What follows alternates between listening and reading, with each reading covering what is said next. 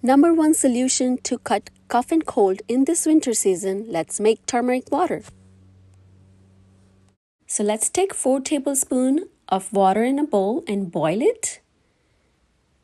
And now add a pinch of salt to it and a pinch of turmeric powder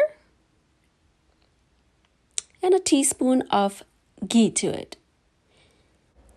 You can add more stuff to it like black pepper powder or ajwain, carom seeds, but I like to make it simple. So even kids can have it. Drink 2 to 3 tablespoons before going to bed.